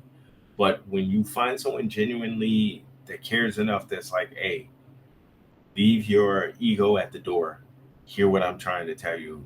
Let me be a mentor. Let me be somebody that can guide you. But trust and believe in that. Bro, that's excellent advice, man. Hey, brother, you know what I'm saying? Bro, I appreciate your work, bro. Can't wait to, put my, matter of fact, you don't have nothing on YouTube, do you? I have a few. I have a few. I did some storytelling stuff that's on YouTube. I have that, but it's on the website. Okay, So okay, you click on the videos and stuff like that. There's stuff up there for it.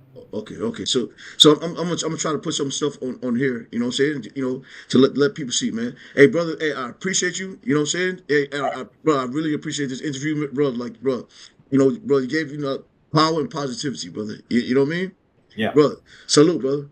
All right. Thanks, man. All right, bro.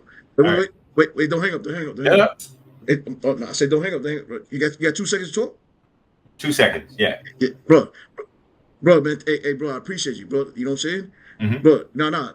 I appreciate bro. I appreciate you writing everything, bro. I appreciate this interview. Yeah, Mm-hmm. bro. So, bro, like, bro. So I'm, you know what I'm saying. I got some stories too, right? You know what I mean? Okay. Mm-hmm. So, bro, like, but then you know what I'm saying about like the venue of hard writing, bro. Like, I see some people doing it, but then I'm like, they playing with it. I'm like, nah, look, let's do this, right? So that's why I'm like, yo, bro, this dude write horror, right? Great stuff. You know what I'm saying? Yeah. So, bro, like, salute, and I Thank, appreciate you, brother. You know what I thank mean? you. Bro. So, oh, I got your email. So, Okay. nah, Yes. because I got to send this to you, right? You know what I'm saying? So, you know Okay. what I mean? Bro, you mind if I get your number or not? So, all right. I give it. I'll put it in the message. Okay, all right.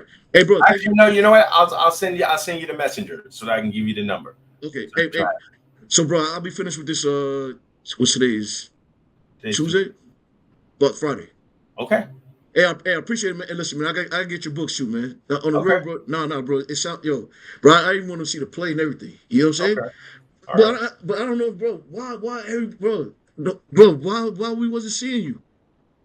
I told you it was a different time. We did try to get that kind of information out to everybody. Like only a handful of people from LAG actually came out to see some of the stuff that I did. Really? So yeah. That's good So shit. they knew, people knew, but because I invited when you used to do those mass invites, I put everybody I knew from LaGuardia on there, and only like a handful of people ever came out to see Oh myself. man, So bro. you know, Bro, I wish, bro. Like, bro, bro. I actually love going. Like, so, bro. I don't know if you know Pete. You know Pete? Uh, what's the last name? forget. He used to be a tall rock guy, light skinned dude. You know what I'm saying? He used to be with the heavy metal dudes. I probably know him by face. He used to be in the lunch. He be in the lunchroom all the time, right? Hmm. So, bro, I used to go to his shows, right? But like anybody show, I'm like, yo, bro. It was just like something to do. You know what I'm saying? Not just something Hmm. to do, but it's like, yo, look, my people still work. And my thing is always support. You know what I Yeah, mean? yeah, So, bro, you know what I'm saying? I'm mad I missed it, but you know what I'm saying? But I'm glad I got to talk to you, brother. yeah. You Same know, here, man. bro. Hey, man, I'm gonna keep in contact, brother. I appreciate you, brother. Okay, no, thank you. All right, bro. I'll keep in contact, bro. Thank All you. right, man. All Take right, bro. care. You too. All right. Hi, I'm Marc Abbott, and I'll be reading from the first chapter of my new novel, Sinister Ascension. Hope you enjoy it.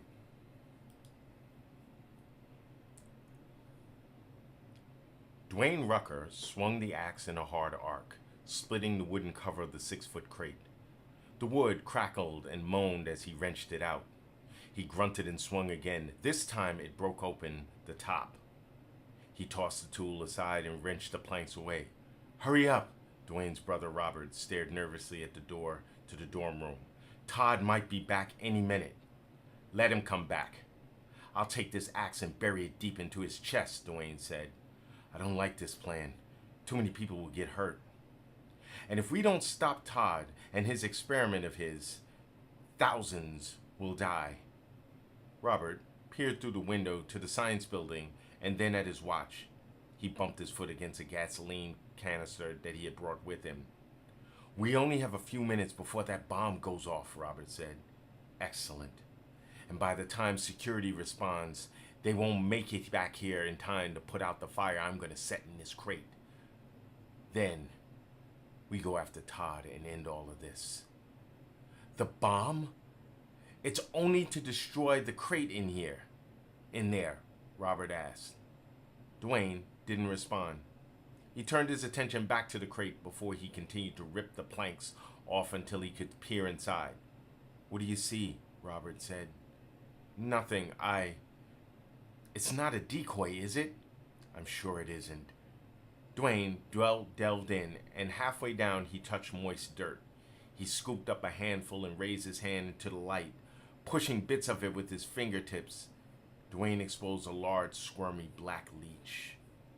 Filthy. Dwayne dropped the leech and stomped on it. Blood gushed from its body and splattered across the floor, and Robert gagged. "Give me the canister." Dwayne walked over to the bed and wiped the bottom of his shoe on the sheets. Robert handed the canister to Dwayne, then hurried to the door, placed his ear against it, and listened. "Always quiet. We're gonna get expelled for this, you know." "I'll take expulsion over death," Dwayne said. "No one wanted to listen to me. I told them what Todd was doing with those leeches. They accused me of being jealous because he tried to woo Crystal. Neither of us got help." He waved his finger, pointing from himself to Robert. "I don't care if this whole school burns to the ground. If this is what it takes to stop him, then this is how it's going to go down." Dwayne unscrewed the top of the canister and poured the contents into the soil. As it absorbed the liquid, the crate trembled. Gasoline leaked from below, causing a trail. The strong odor burned Dwayne's nostrils while Robert covered his nose. "My God! Is that smell coming from the leeches?" Robert asked. Dwayne tossed the canister to the side, lifted his shirt, and removed a road flare he had tucked in his pants. He stepped back from the crate and glanced at his watch. 3, 2. Dwayne turned to the window. The sun had set, giving off a midnight blue hue to the twilight sky. Then a bright flash came from the science building's upper floor lab windows. An earth-shattering explosion followed. A huge fireball lit up the winter evening sky. Dwayne placed his hand over his heart and sighed with relief. "Beautiful," he whispered. "Dear God, what did we do?" Robert watched as the fire consumed part of the building. "Dwayne, what did you put in that pipe bomb? It was supposed to..." A loud banging at the door caught their attention. "Open up," a voice from the other side said. "Let me in, or so help me." "It's Todd," Robert said. "Open the door," Dwayne said. "Are you crazy?" The door buckled after a loud thud. "I got this. You go out the window. He's going to kill you. He's..." The frame splintered and broke as the door was kicked open. A tall African-American man dressed in jeans and a winter coat stood before them, his eyes burning. He eyed the burning science building out the window, then gazed at the crate and the canister. Dwayne struck the flare. It lit up like a candle, sizzling and glowing red. He held it tight as he drew his arm back, ready to throw it into the crate. "What are you going to do with that?" Todd said in a deep voice. "Your little experiment is over. You've got nothing," Dwayne said. "I'm going to light this crate up." Todd seemed unfazed. "You didn't think these were the only 2 crates I had, did you? I already know where the other one is, and it's not as important as these 2, Dwayne said. "These 2 are not that important," Todd said. "Nice try, but you wouldn't be here if they weren't." Todd stared at the flare before turning his attention to Robert. "Your brother is crazy, you know. He's been all over campus with these silly rumors about my experiments and me. And he's dragged you into this too?" "Robert, you're a reasonable man." "Stop it," Robert said. "I trust my brother. After the atrocities I've seen, I know he's sane." "Dwayne, come on, my brother. I'm not your brother. We both happen to be black. It doesn't make us down in any way." Todd's eyebrows sank to form a frown. "Okay, it's like that then. If I were you, I'd put the flare out before you get your feelings hurt." "Really?" Dwayne said. "Isn't it bad enough Crystal left you for being a fool? Now you want to go and do this?" Todd said. Dwayne's body warmed with rage. He gripped the flare tighter and his breathing increased. "Don't you dare speak her name," Dwayne said through clenched teeth. "Where is Crystal?" Robert asked. "We know you did something with her." "Me?" Todd shook his head. "I didn't do anything to her. If you can't find it, it's because she doesn't want to be found or have anything to do with you. I'm done dealing with you. Dwayne tossed the flare into the crate. No! Todd screamed. The flare touched the dirt, and the entire contents went up in flame. Todd watched in shock while the fire consumed it. He pointed a threatening finger at Dwayne. This is on your hands. Go! A blood-curdling scream erupted from inside the crate. Dwayne and Robert turned and watched in horror as Dwayne's girlfriend, Crystal, jumped out of the burning crate. Waving her hands around wildly, she attempted to put out the fire. But the more she flailed, the higher the flames. Crystal! No! No! Dwayne screamed. Robert wrenched the sheets off the bed and he rushed to her, covered her, and tried to put the fire out. Carefully, he withdrew the sheet off her burned body. She let out a final cry and fell to the floor and died. Dwayne stared at her body. Tears streamed down his face while Todd laughed at him. Moving faster than Dwayne could see, Todd rushed to the crate and flipped it over. Burning wood and soil spilled all over. He picked up a piece of the burning wood and threw it onto the bed, setting it ablaze.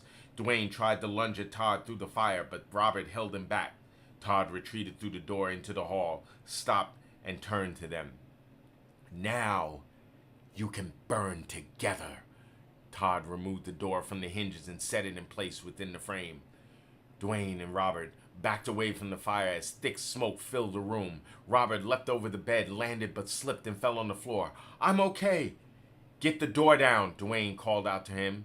He started coughing uncontrollably, and Robert got to his feet. The smoke stung his eyes as it penetrated his shirt. He yanked the door. It fell back toward him.